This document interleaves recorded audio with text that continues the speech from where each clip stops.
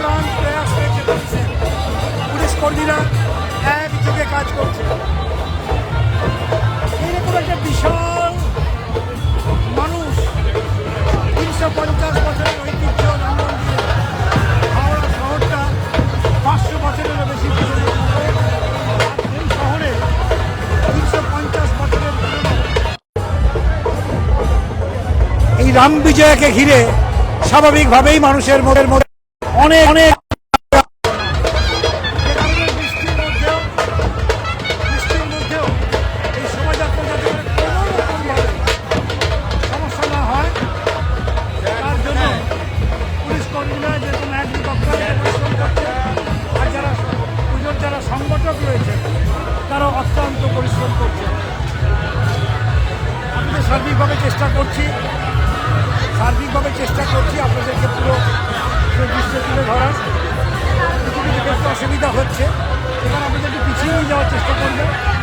এর পরবর্তী যে গেটগুলো রয়েছে সেটা আমাদের দেখাবার চেষ্টা করছি। একটার পর একটা আলোকসজ্জায় সজ্জিত হয়ে দেবী শনি চণ্ডী তিনি আসছেন এই পথে নিরঞ্জনের উদ্দেশ্যে। আমাদের বিভিন্নভাবে বিভিন্ন জায়গা থেকে আমরা চেষ্টা করছি সেই ছবিটা সামনে তুলে ধরতে।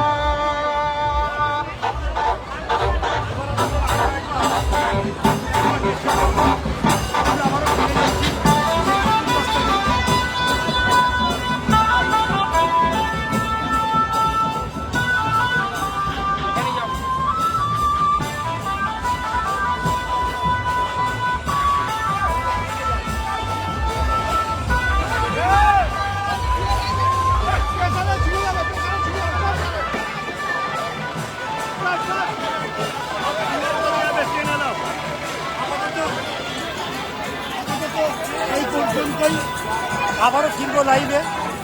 আর কিছুক্ষণ সময়ের পরে একটার পর একটা নিরঞ্জন শোভাযাত্রা তখন আপনারা দেখছিলেন, আমরাও চেষ্টা করছি আজকের এই রাম বিজয়ার সমগ্র অনুষ্ঠান দেখতে। আপনাদের চোখ থাকুক শেফিল্ড টাইমসে।